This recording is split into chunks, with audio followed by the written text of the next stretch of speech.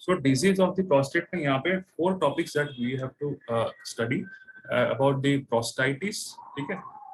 About the acute and the chronic prostatitis. Prostatitis is not a common topic which is asked in exam. The most common topic which is asked in exam is the BPH, benign prostate hyperplasia. Earlier it was call it as a BPH or the benign prostate hypertrophy. Earlier it was called as hypertrophy, but later it is changed into hyperplasia. So BPH means benign prostate hyperplasia, and we will read about the prostatic cancer. ठीक है, ये थोड़ा cut हो गया है. It is prostatic cancer. तो ये 2-3 topic we will study in the disease of the prostate. So we will start from the prostatitis. So name itself, you can understand there is an inflammation in the prostate. We call it as prostatitis. ठीक है. So the prostatitis is of 2 types. One is the acute prostatitis and the other is the chronic prostatitis. So acute prostatitis is the most common in case of, basically in case of adults, okay, and or in case of like in mid-age patients. Acute prostatitis is most common, and another type is the chronic prostatitis.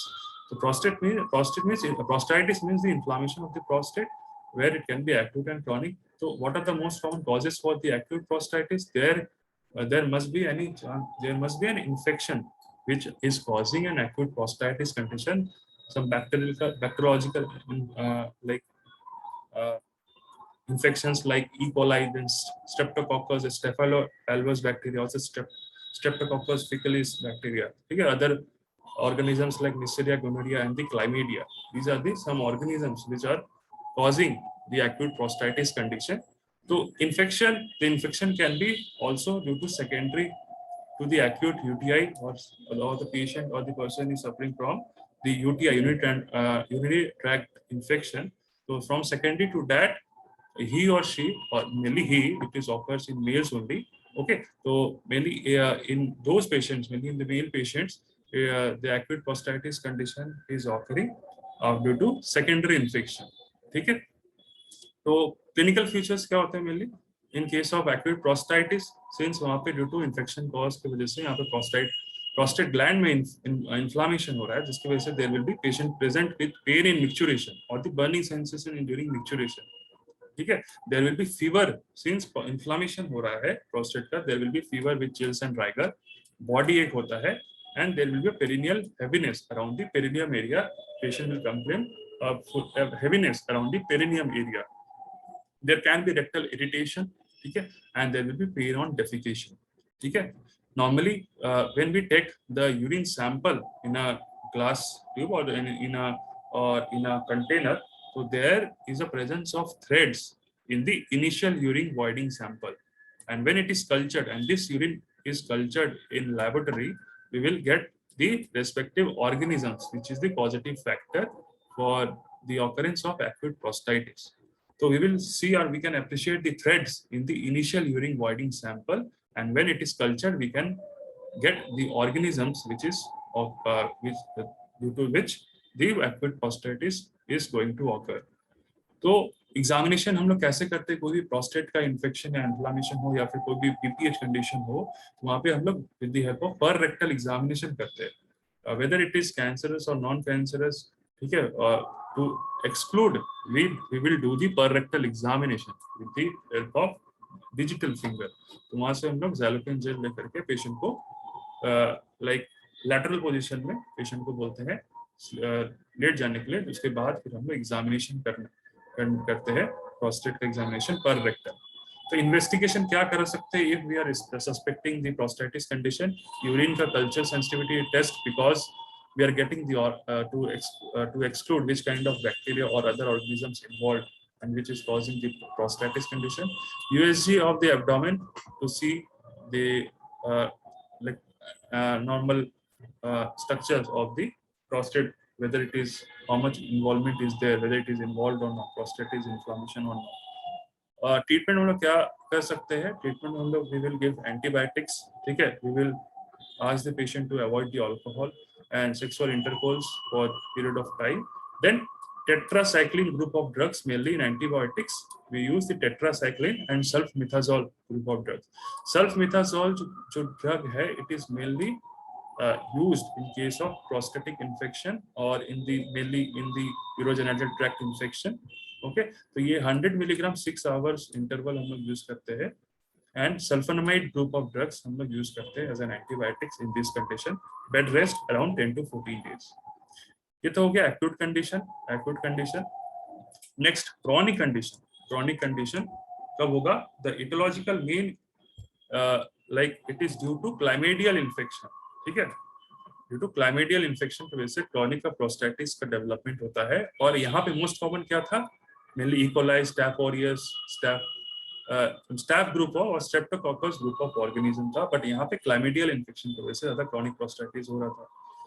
Clinical features like prostatic pain, intermittent fever, perigenital pain, urethral discharge, ये सारे clinical features मिलेगा in case of chronic prostatitis. How will diagnose that it is a condition of chronic prostatitis? तो उसमें क्या करते हैं? एक 3 glass urine test करते हैं. एक जो क्या होता है कंटेनर और एक ग्लास, 3 ग्लास लेते हैं. उसमें क्या करते हैं? जो यूरिन सैंपल होता है उसमें जो पेशेंट का जो यूरिन सैंपल होगा वो पेशेंट का यूरिन सैंपल हम लोग पहले में क्या देंगे? पहला ग्लास में हम लोग इनिशियल यूरिन सैंपल देते हैं. मीन्स स्टार्टिंग जो स्टार्टिंग का जो यूरिन सैंपल है पेशेंट का वो यूज करेंगे, वो लेंगे. एंड जो मिडिल स्ट्रीम है यूरिन का उसमें फिर लेंगे जिस दूसरे कंटेनर में. एंड तीसरे वाले कंटेनर में हम लोग लेट सैंपल लेंगे यूरिन का. ठीक है, तो उसमें क्या होता है कि जो अगर पहला कंटेनर जिसमें मैंने लिया that is the initial urine sample, जिसमें जब पेशेंट क्या हो रहा है अर्ली मॉर्निंग जब पहला अपना यूरिन मिक्सचरेट कर रहा है वहां का इनिशियल जब सैंपल लेंगे, तो नॉर्मली क्रॉनिक प्रोस्टेटिस कंडीशन में क्या होगा कि यूरिन का जो इनिशियल सैंपल था उसमें क्या होगा? There is the presence of threads in the initial voiding of urine and it is the diagnostic criteria of the chronic prostatitis. तो chronic prostatitis का diagnostic criteria क्या है? mainly जो initial urine sample होगा patient का when we will take in a glass or in a container, तो वहां पे हम लोग appreciate कर पाएंगे there is a presence of threads in the initial voiding of urine. but mid stream में and late sample में वो threads present नहीं रहेगा जितना कि present रहेगा initial sample में. It is the diagnostic criteria to exclude whether it is chronic condition of chronic prostatitis or not, and clinical features भी देखना जरूरी है. ठीक है, और नॉर्मली क्या होता है अदर डायग्नोस्टिक क्राइटेरिया में there can be persistent threads throughout, but यहाँ पे क्या होगा? इनिशियल यूरिन सैंपल में there will be a presence of threads in the initial urine sample. और एक टेक्निक क्या कर सकते हैं? We can do the prostatic massage. Prostatic का जो एनाटॉमिकल पोजीशन है जहाँ पे, वहां पे हम लोग क्या करते हैं? वहां पे एक मसाज करते हैं.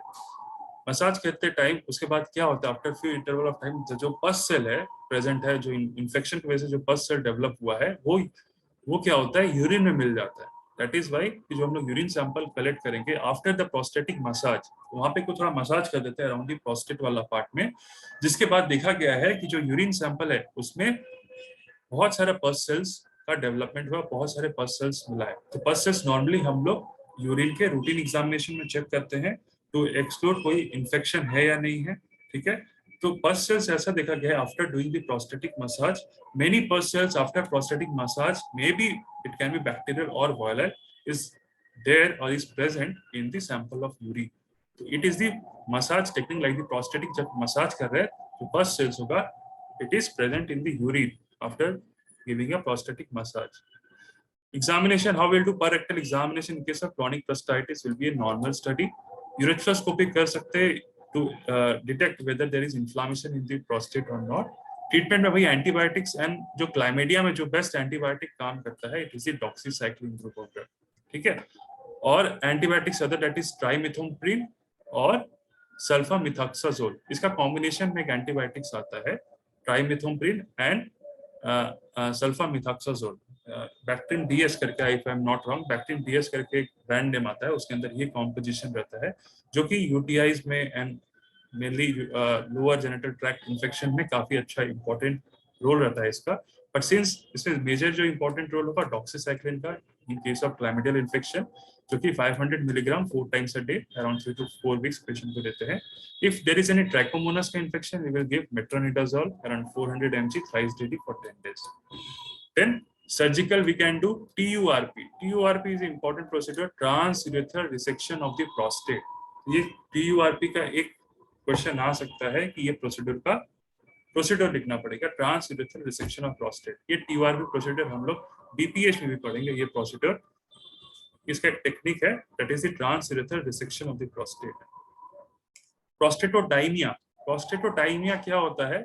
It is it is an another condition जहाँ पे हम लोग डिफरेंशियल डायग्नोसिस करते हैं क्रॉनिक प्रोस्टाइटिस के साथ। इसमें क्या होता है बेसिकली, यहाँ पे पेशेंट पेरीजेनिटल पेन लेकर के आता है, फिर हम लोग ये सस्पेक्ट करते हैं whether there is presence of prostatitis हो सकता है या नहीं हो सकता। तो इसमें क्या होता है, there is no sign of prostatic inflammation in case of prostatodynia. Just जानने के लिए जान लो कि क्रॉनिक प्रोस्टाइटिस में तो इन्फ्लामेशन मिलेगा, बट प्रोस्टेटोडाइमिया में कोई भी प्रोस्टेटिक का इन्फ्लामेशन नहीं मिलेगा। तो it is differential diagnosis between the chronic प्रोस्टाइटिस। ठीक है, देन प्रोस्टेटिक एब्सेस क्या होता है? बेसिकली एब्सेस का जो प्रोस्टेट में अगर एब्सेस फॉर्मेशन हो जाए, it is the infection, suppuration and pus formation in the prostate gland. Sign symptoms there will be fever with rigors. Antibiotics हम लोग देंगे, ठीक है, to disguise the future. Severe unremitting perineal rectal pain with tenesmus. Rectal examination क्या हम लोग मिलेगा? एक enlarge, hot, tender, fluctuant, since there is suppuration हो रहा है और एब्सेस का फॉर्मेशन है यहाँ पे। रिटेंशन ऑफ यूरिन में ऑकर एंड ट्रीटमेंट कैसे करेंगे? पर urethral resection and the abscess is drained. It is the most common route. Mainly क्या करते हैं, उसको ड्रेन, एब्सेस को ड्रेन करते हैं, ठीक है। Then really it when it like it is done if rarely हम लोग क्या करते हैं, इसको पेरिनियल रूट से ऑपरेट करते हैं रिसेक्शन को। It is really done, but जो हम लोग यूज करते हैं, जो हम लोग टेक्निक फॉलो करते हैं, इट इज पर यूरेथ्रल, यूरेथ्रल से हम लोग जाते हैं रादर देन पेरिएनल। तो पर यूरेथ्रल रिसेक्शन करते हैं, the abscess is drained is the most common route in case of prostatic abscess. Just उतना इंपॉर्टेंट नहीं है, जस्ट एक बार रीड कर लेना। जो इंपॉर्टेंट है that is the BPH and the prostate cancer. ये दोनों इंपॉर्टेंट, ये दोनों ज्यादा इंपॉर्टेंट है। तो इसको देखो कि बेनाइन प्रोस्टेट हाइपरप्लेशिया और it can come as a BPH, तो it is a non cancerous enlargement of the prostate gland. तो प्रोस्टेट ग्लैंड का ये नॉन कैंसरस एनलार्जमेंट होता है, ठीक है। And if it is asked which is the most common zone involved, just which is the most common zone involved, it is the transitional zone.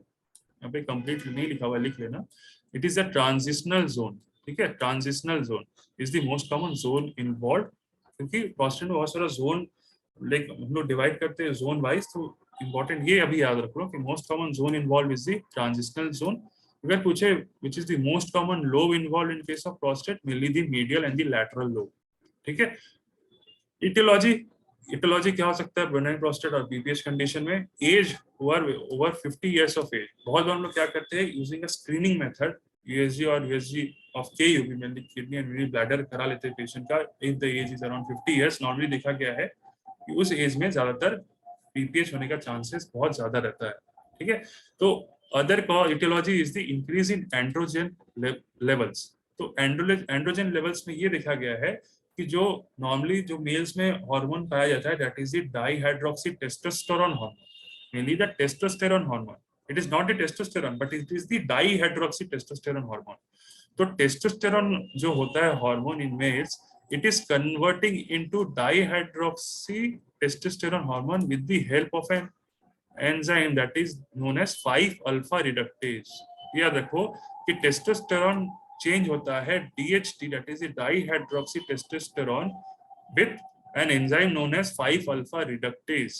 तो ये DHT क्या होता है? It is when it is excessively accumulate in the prostate, if it is excessively when it is excessively accumulate in the body, तब उसमें क्या होता है, there is a condition known as benign prostate hyperplasia।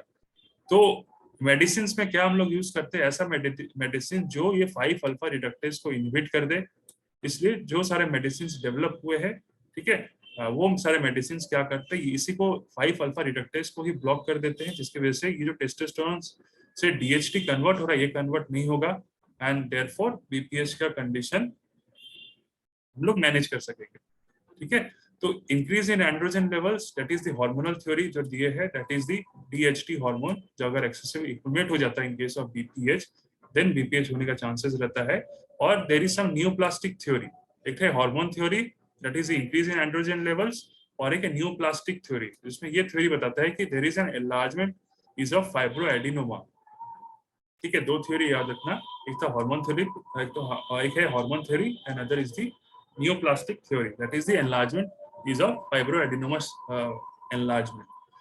तो clinical manifestation आते हैं, कौन सा इंपॉर्टेंट क्लिनिकल मैनिफेस्टेशन होता है in case of BPH patient, हम लोग ने देखा भी होगा और या फिर सुना भी होगा। क्लिनिकल मैनिफेस्टेशन जो लेकर के आता है patient, mainly urinary frequency urgency लेकर के आता है। They could not able to hold the urine.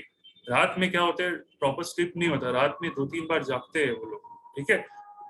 उन लोग को like they feel an urge to micturate, ऐसा लगता है कि मिक्चुरेट करते हैं, बट वो प्रॉपरली लाइक वो लोग बोलते हैं, प्रॉपर ये टर्म में बोलते हैं कि लाइक जो कर रहे यूरिनेशन वो ऐसा लग रहा है कि और होगा, लाइक कंप्लीट वो लोग सेटिस्फेक्शन नहीं पाते after मिक्चुरेट।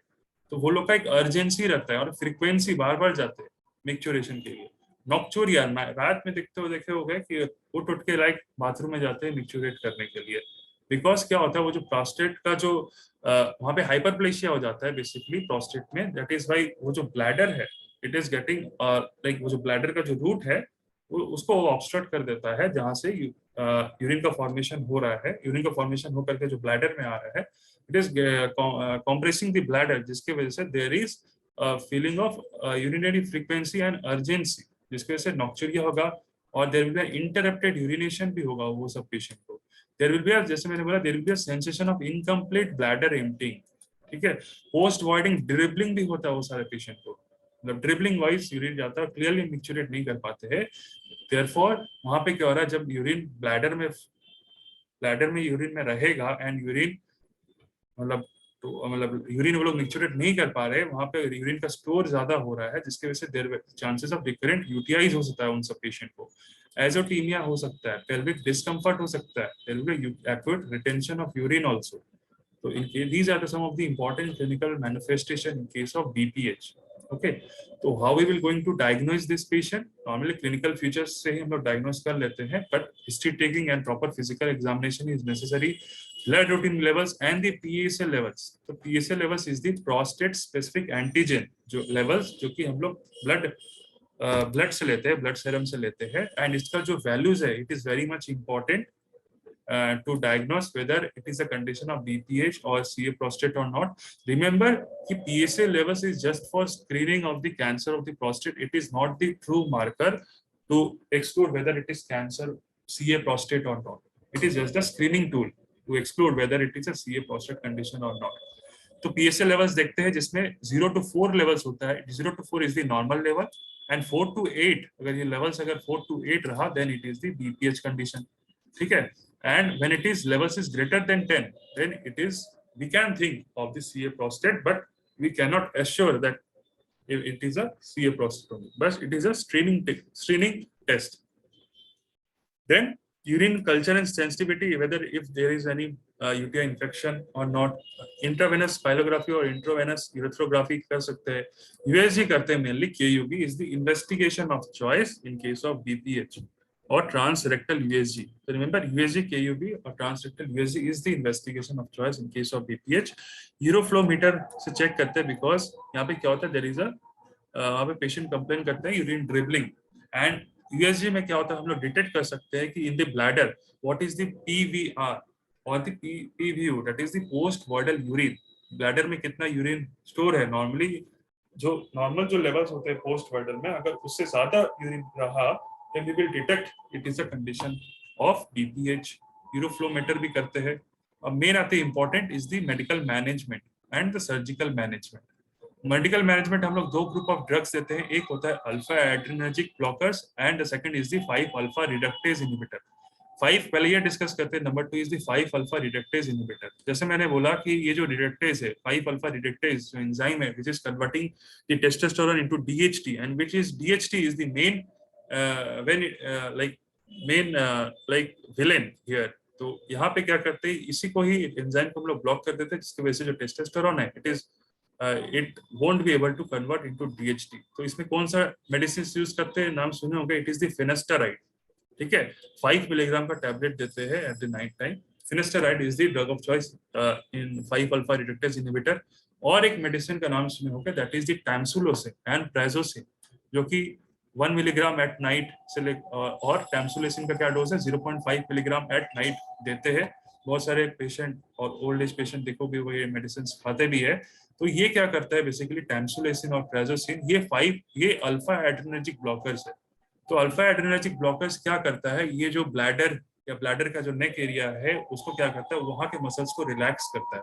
This alpha adrenergic blockers mainly the tamsulosin और प्राइडोलोसिन, दिस ड्रग क्या करता है, it is relaxes the muscle, relaxes the neck muscles और द ब्लैडर मसल्स। इसके वजह से क्या होता है कि जब मसल्स वो रिलैक्स हो जाता है ब्लैडर का, urine can able to like they can able to urinate properly, जिसकी वजह से they won't able to feel any incomplete bladder emptying, जिसकी वजह से ब्लैडर का जो मसल्स है वो रिलैक्स हो जाएगा। रिलैक्स होने के बाद वो जो इंटरप्टेड यूरिनेशन हो रहा है, ठीक है, क्योंकि वहां पे क्या हो रहा है, इन्फ्लामेशन की वजह से वहां का मसल्स कॉन्स्ट्रिक्ट हो गया, जिसकी वजह से इंटरप्टेड यूरिनेशन हो रहा है। But when they are using when they are using an alpha adrenergic blocker, तो वहां पे क्या हो रहा है, तो वहां पे वो लोग इजिली यूरिनेट कर पा रहे हैं। ठीक है, अब आते हैं सर्जिकल मैनेजमेंट में। सर्जिकल मैनेजमेंट हम लोग क्या करते हैं, देखो यहाँ पे बहुत सारा सर्जिकल मैनेजमेंट के बारे में दिया है। तो यहाँ पे मेन सर्जिकल मैनेजमेंट हम लोग क्या करते हैं, ये वाला याद रखना, दैट इज दी TURP। ठीक है, TURP यहाँ पे 5-7 दिया है, बस बाकी का सब नाम याद रख लेना। बट जो वेरी इंपॉर्टेंट है surgical procedure, it is the TURP। तो ये TURP का फुल फॉर्म भी याद रखना है, और ये TURP से कभी कभार एक 5 मार्क्स का प्रोसीड्योर के बारे में पूछ लेते हैं। तो ये TURP का प्रोसीड्योर एक बार तुम लोग टेक्स्ट बुक से रीड कर लेना। ठीक है, मैं एक बार रीड कर दे रहा हूँ कि यहाँ पे बाकी सारे प्रोसीड्योर्स क्या होते हैं। That is TUMT, that is the trans urethral microwave heat therapy. अभी बहुत सारा ऐसा सर्जिकल ट्रीटमेंट बहुत सारा अभी नया नया आ गया है। अभी अभी अभी और एक इम्पोर्टेंट अभी नहीं आया, लेकिन 1-2 साल हो गया है ऑलरेडी, ऐसा एक रोबोटिक एक टाइप ऑफ सर्जरी आया है इन केस ऑफ प्रोस्टेट, और जाके बहुत सक्सेसफुल है वो वाला टेक्निक। वो अभी अभी बहुत बड़े बड़े हॉस्पिटल सेक्टर्स में वो वाला robotic technique of prostate surgery का टेक्निक अभी बहुत यूज हो रहा है। तो जो उससे पहले जो सारे प्रोसीड्यूर्स आए थे, दैट इज द TURP ज्यादातर यूज होता है पहले, that is the transurethral dissection of the prostate. और क्या क्या प्रोसीड्यूर, जैसे TUMT transurethral microwave heat therapy देते हैं वो प्रोस्टेट BPH वाले पेशेंट को। इसमें क्या करते हैं, जनरली सिस्टोस्कोपी करके डिवाइस इंसर्ट करते हैं टुवर्ड्स द यूरेथ्रा, और जो सेल्स है जनरली जो मेटाप्लास्टिक सेल्स है उसको डिस्ट्रॉय करते हैं BPH कंडीशन में।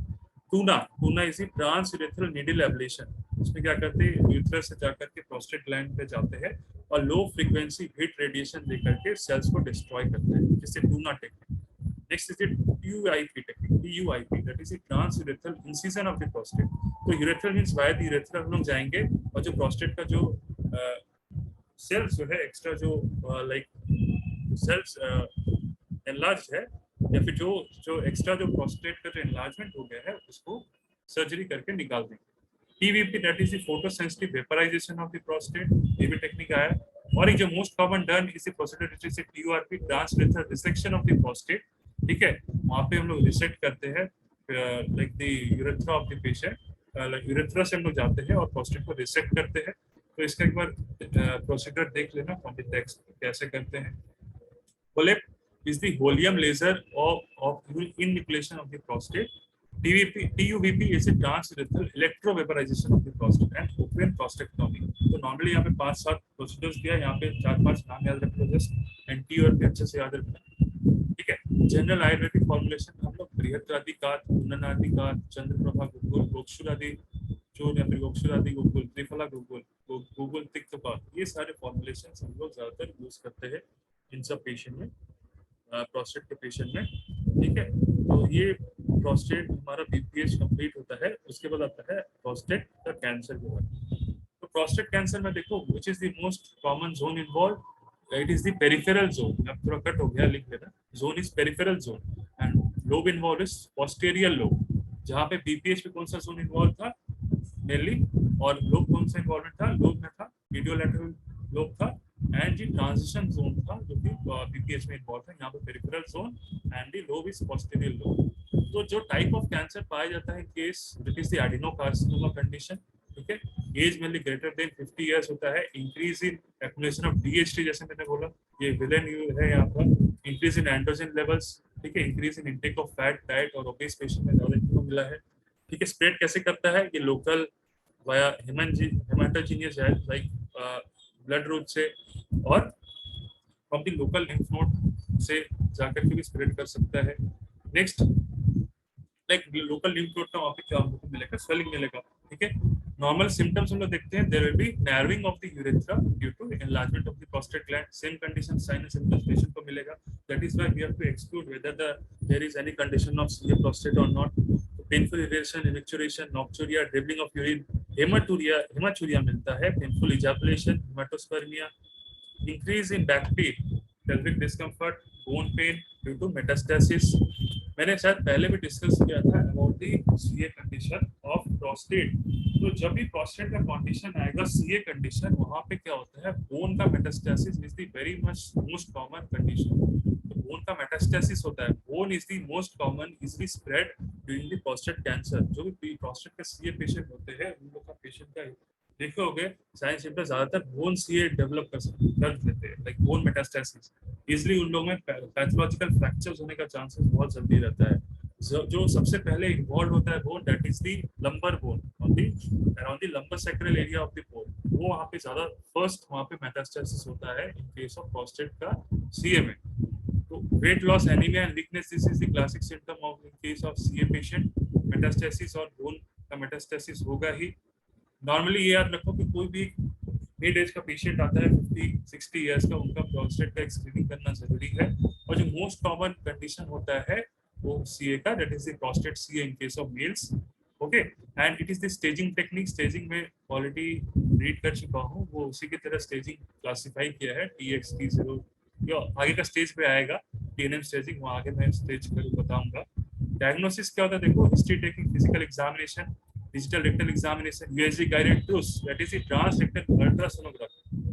देन हम लोग को वो जो ट्रू कट बायोप्सी भी लेना पड़ेगा पेशेंट का to exclude whether it is cancerous और नॉट। तो ट्रांसरेक्टल ट्रू कट बायोप्सी भी लेना है पेशेंट का। FNAC, fine needle aspiration cytology लेना है पेशेंट का from the prostate to detect the normal, like the whether there is any cell changes or not, ठीक है, whether it is metaplastic or not। CT scan, जो most CT scan कराते हैं to exclude कहाँ का spread किया है cancer, it is the PET scan, ठीक है। पेट स्कैन करके हम लोग एक्सक्लूड करते हैं कि जो कैंसर जो स्प्रेड किया है कहाँ कहाँ बॉडी में स्प्रेड किया है। एंड रिमेंबर कि प्रोस्टेट सीए में bone metastasis is the very most common. MRI कराते हैं, PSA लेवल्स चेक करते हैं। सस्पेक्ट कब करेंगे, व्हेन ग्रेटर देन 4 लिखा है बट ग्रेटर देन 10 मिलीमोल्स होगा, तो यहाँ पे लिखा है is the suggestive of prostate CA. Suspect कब करेंगे, when it is greater than 4, but remember one thing, it is not the to cut tool, like it is just a screening tool. Bone scan, that is pelvic and back bone, तो back bone is the most common bone involve, ठीक है। Treatment में हम लोग क्या करेंगे, mainly treatment में हम लोग केमोथेरेपी देंगे, रेडिएशन थेरेपी देते हैं। सर्जरी में क्या करते हैं, नॉर्मली प्रोस्टेट को रिमूव कर देते हैं। और क्या करते हैं, एक पेशेंट को कभी कभार देखते हैं इन केस ऑफ सीए प्रोस्टेट में ऑर्किडेक्टोमी करते हैं, ठीक है। ऑर्किडेक्टोमी लाइक जो टेस्टिस है उसका रिमूव करते हैं, बिकॉज वहां से क्या हो रहा है ना, टेस्टोस्टेरोन हार्मोन रिलीज होता है, it is converting into di hydroxy testosterone hormone. Main route वही है, that is in case of CA prostate patient. Orchidectomy technique is very much common और many the surgeons do in case of CA prostate patients। hormonal therapy करते हैं, that is the androgenic dependent therapy देते हैं इन सब patient को, ठीक है। तो ये सब therapy depending upon the stage and depending upon the condition हम लोग पेशेंट को देते हैं। ऐसा नहीं है कि सब दे देंगे पेशेंट को, तो depending upon the stage, depending upon the technique, ये सारा treatment protocol, surgical treatment protocol हम लोग सीए प्रोस्टेट कंडीशन में देंगे। फॉर यूजी के लिए बस इतना ही याद रखो कि क्या क्या क्लिनिकल फीचर्स है, डायग्नोसिस कैसे करते हैं, ट्रीटमेंट क्या है इसका, ठीक है।